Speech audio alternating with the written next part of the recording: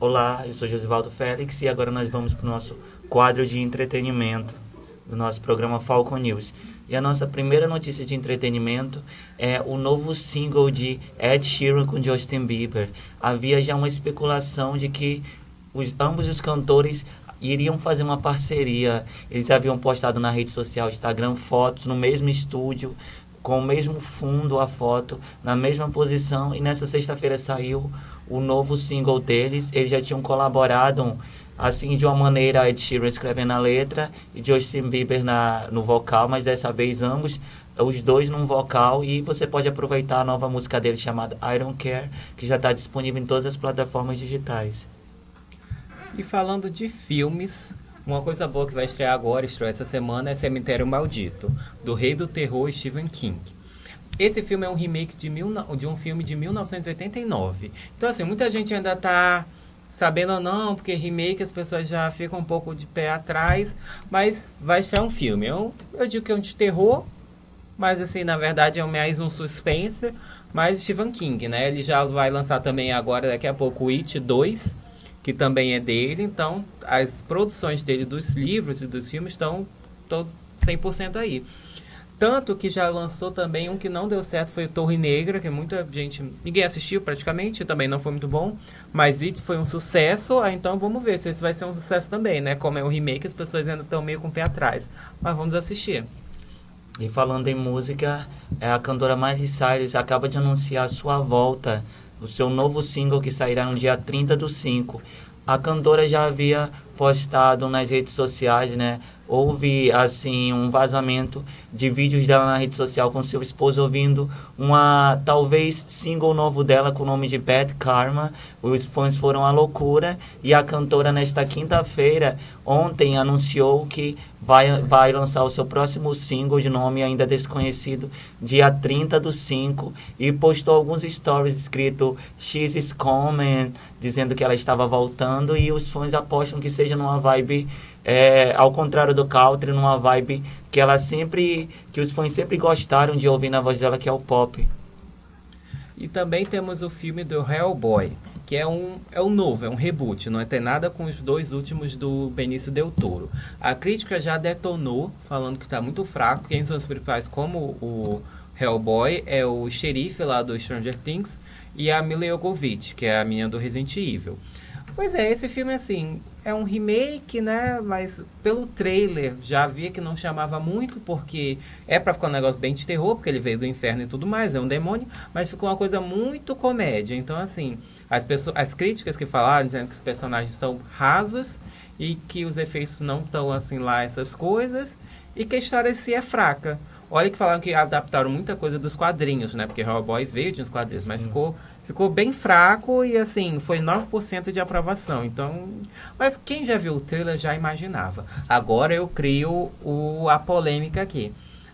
Muita gente reclamou, mas devia ter feito o terceiro do Benício Del Toro.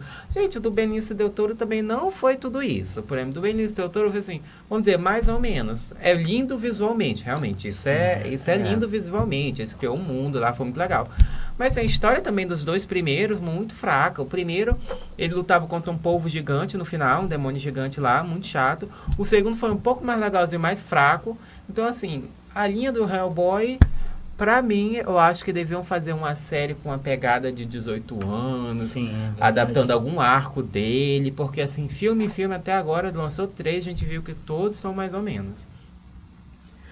Então, gente, esse foi o nosso bloco de entretenimento. Espero que vocês tenham gostado. Acompanhe com a gente, segue com a gente no próximo bloco. Temos uma convidada muito especial. Sim, continue ligado no nosso Falcon News. Vem com a gente.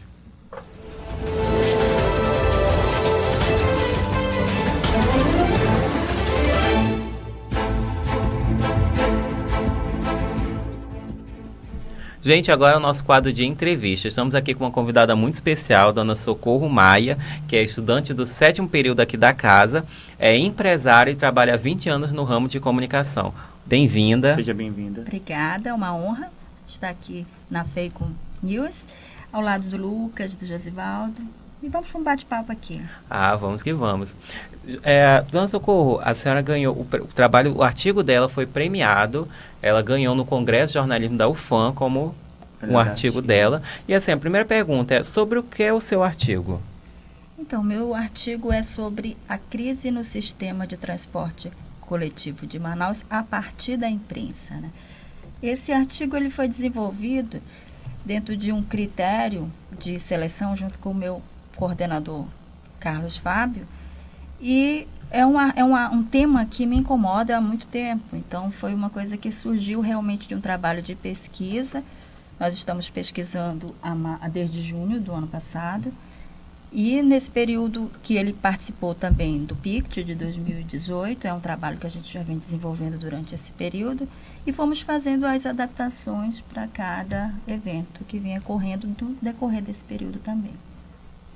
O que você já respondeu a minha pergunta, que seria, né? O que inspirou você a fazer determinado artigo? Na verdade, quando a gente pensa em fazer um artigo, a gente percebe que é uma coisa que realmente a gente gosta, né? No meu caso foi um pouco diferente, era uma coisa que me incomodava, era um tema que me incomodava durante vários anos, né? E eu já estou nesse meio de comunicação há mais de 20 anos, e as coisas vão se repetindo, nada mudam, né? Não é só questão de gestão, né? Inclusive, na minha pesquisa, a Magalhães ela afirma que nós estamos sofrendo essas crises de transporte coletivo, de ameaças, desde 1956. Aí você já tem ideia de quanto tempo a população manauara vem sofrendo, assim, são desgastes, que eu costumo dizer, né? Porque aí você abala emocional, você abala profissional, é uma coisa assim que leva um conjunto ao todo. Foi mais uma indignação, então, em vez de gostar do tema, né? Eu fui querer buscar realmente por que ocorre, né? Então, ano passado, no ano de 2018, não sei se todos acompanharam pelas redes sociais, porque antes esse tema ele era muito abafado, né? Uhum. Justamente por se tratar de fontes oficiosas e que não existiram na pesquisa, eles optavam pelas fontes oficiais, ou seja, as fontes que eram o governo do estado, prefeitura, então são coisas muito mais fechadas, né? São informações mais elaboradas. E o que eu procurei saber? 2018 foi 7 ou 8 dias de greve geral. E é assustador para nós que moramos aqui na região norte, foi o período mais longo que teve de crise mesmo. Aí o que me chamou a atenção foi exatamente isso. Por que os órgãos governamentais não combatem isso? E por que a imprensa não divulga a realidade? Foram analisadas durante essa pesquisa 50 manchetes de jornais, do jornal A Crítica. É importante frisar o nome do veículo, porque é um veículo de credibilidade, é um veículo que está aqui com uma abrangência muito grande de audiência, circulação agora já também com a questão digital. E isso realmente me deixava curiosa em saber, e ao mesmo tempo indignada, como você colocou. Ano passado, a população foi para a rua, foi para o trabalho, saíram todos que saem 5, 4 horas da manhã para trabalhar, foram surpreendidos com a greve. E foram deixados, abandonados no meio do caminho. Fecharam, solto mesmo, saíram, os motoristas saíram dos ônibus e deixaram todo mundo lá e foram embora. O que aconteceu durante esse período? Da noite à madrugada e todo o período ainda da parte noturna que nós tivemos, aconteciam as reuniões internas, só que a imprensa não divulga. A imprensa divulgou apenas a nota oficial dizendo que estava tudo bem, que estavam acordados e que não existiria greve. E no dia seguinte foi todo mundo surpreendido com a greve na rua. E uma greve com um período indeterminado, que é até ilegal. Né? A greve em si do jornalista já é ilegal. Todo mundo percebe isso. O jornalista teria que ir lá e divulgar, olha, é uma greve ilegal, não pode, é inconstitucional. Mas isso ficou abafado numa nota. Então foi essa a maior indignação que eu tive com relação ao artigo, foi justamente tentar entender por que o jornalista não divulga. E a maior surpresa é que, dentre a pesquisa, todas as fontes das 50 matérias analisadas entre reportagem e notícia eram oficiais, ou seja, eram fontes direcionadas. Com certeza. E assim, o que também A gente vê que é um projeto muito rico, um artigo muito rico, mas assim, como foi a sua apresentação no Congresso de Jornalismo? Como é que era a banca? Como é que eram os outros projetos? Como você se sentiu, esse nervosismo? Como foi isso? O nervosismo foi grande, né? Porque quando se trata de um projeto que foi a nível, uma data especial, foram 50 anos de jornalismo da UFAM, né? Então, ali você tem um peso, uma responsabilidade muito grande. E você vem de uma bancada formada por profissionais que foram dali da UFAM, né? Que são doutorados, são pessoas assim de renomes, né? Como a Ivânia Vieira, né? A professor Carlos Fábio também fez parte da banca, mas é aquela coisa muito metódica, é aquela coisa muito acadêmica, né? Que você procura, eles procuram avaliar cada vírgula, cada centímetro, ali a BNT tem que estar tudo certinho. Então, isso aí é um cuidado que você, como estudante, tem que ter. Com a rotina, você acaba que não consegue muito adaptar essas pequenas coisas. Então, essa era a maior preocupação, era você seguir exatamente o que as normas pediam, né? E na hora, você vê assim, poxa, venho de uma faculdade particular, estou adentrando uma área de uma faculdade federal, né, onde eles já estão acostumados, eles são treinados desde o primeiro período já a desenvolver artigos. E nesse treinamento, eles já vêm com todo um amparo legal de patrocínio do Estado, que no nosso caso não ocorre, né? Como nós somos de faculdade particular, nós já temos que realmente custear toda a pesquisa. Um detalhe importante, que inclusive eu coloco no decorrer da pesquisa, é que a crítica, que foi o veículo selecionado, apesar de todo o investimento tecnológico que ela possui, ela não tem um acervo das matérias antigas para que você tenha um acesso em tempo, digamos que real, né? Eles arquivam aquilo ali ainda de uma forma bastante arcaica, que demorou mais para ser analisado, né? E dentro desse acervo, você tem que pagar por cada exemplar R$25, que já é um custo bem elevado, né? Para quem analisou 50 matérias, né? Fora o tempo, né? Porque eu tive que ir lá 3 vezes, né? Tive que pesquisar tudo direitinho e ali você ia de uma forma bem manual artesanal, mesmo, né? A coisa ali, a metodologia utilizada ali foi arcaica, então me atrasou bastante. Já no ano de 2018, porque é importante frisar que a pesquisa foi feita em análise de conteúdos jornalísticos do ano de 1988 e 2018. 2018 foi extremamente fácil, porque eu fui lá, paguei uma assinatura digital e peguei todas as matérias, foi analisado tudo direitinho e foi perfeito. 1988 não. Foi dificultoso, tive que ir para lá, não tinha, não dava.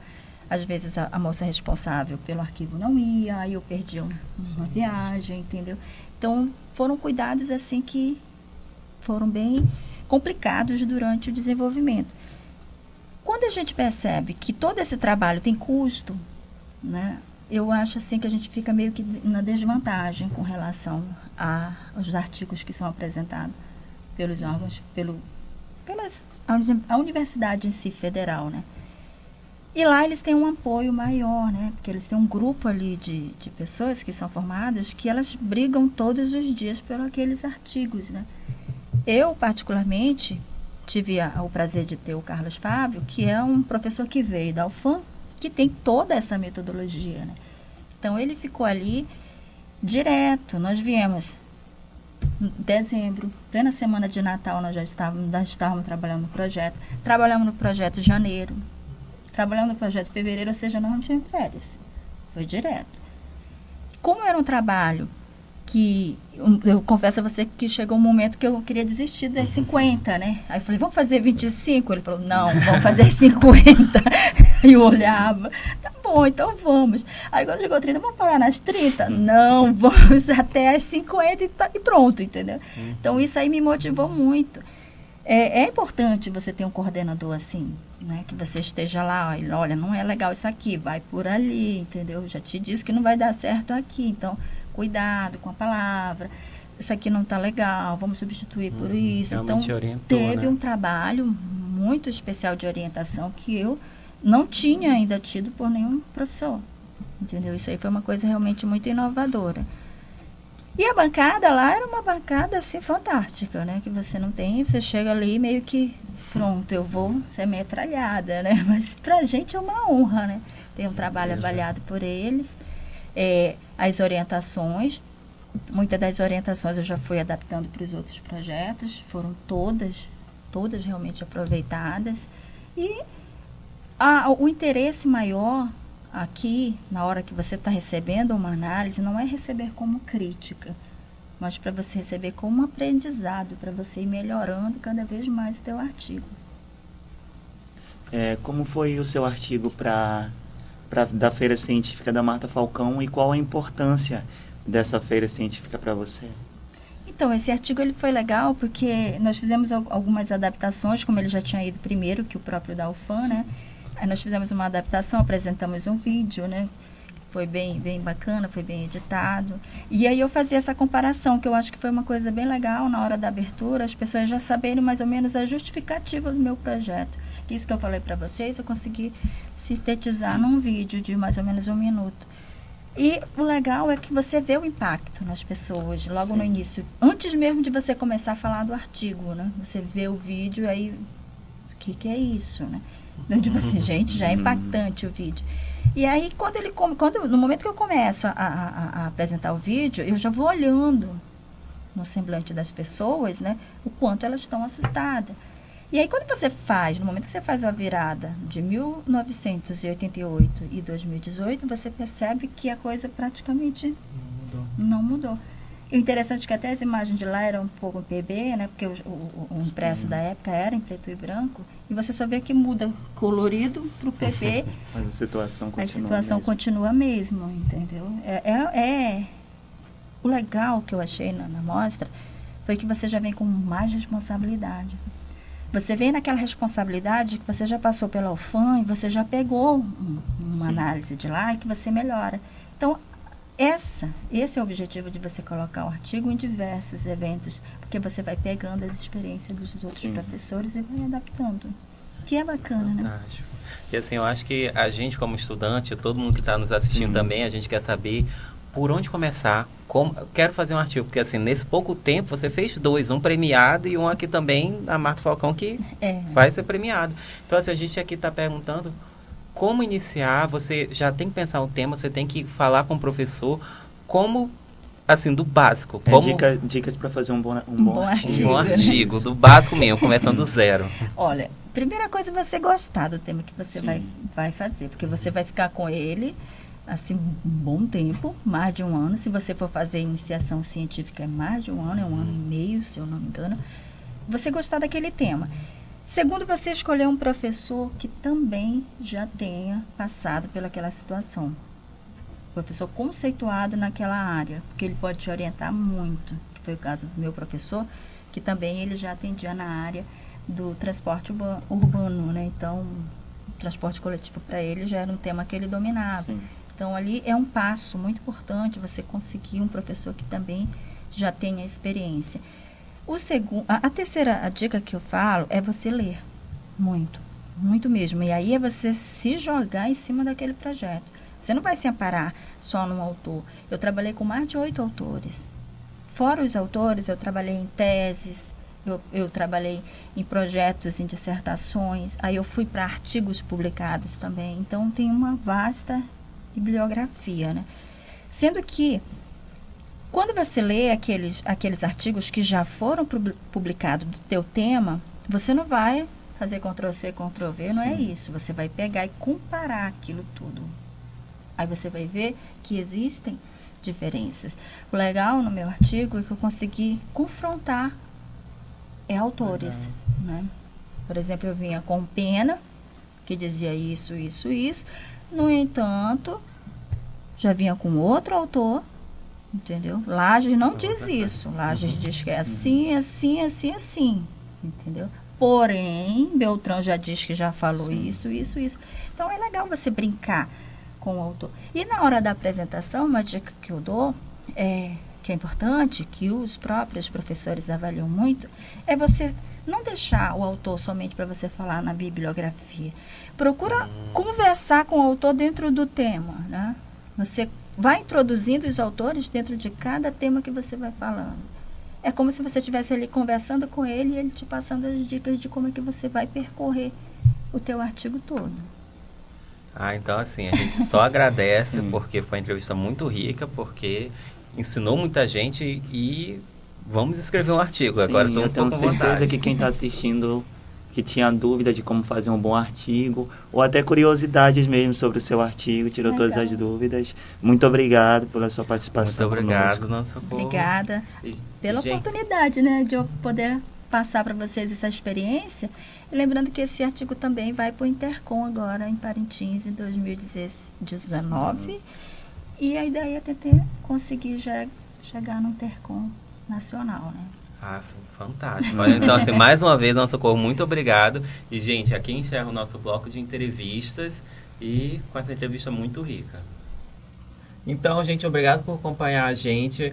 Tivemos uma convidada muito especial, então vem com a gente que os próximos vão ter coisa mais legal ainda. Sim, você pode nos seguir nas redes sociais, no Instagram, na Agência Falcon FMF, ou também você pode se inscrever no nosso canal no YouTube, Agência Falcon, para ficar ligado por dentro de toda a nossa programação, dos bastidores. E não esqueça que Falcon News é informação e entretenimento. É aqui.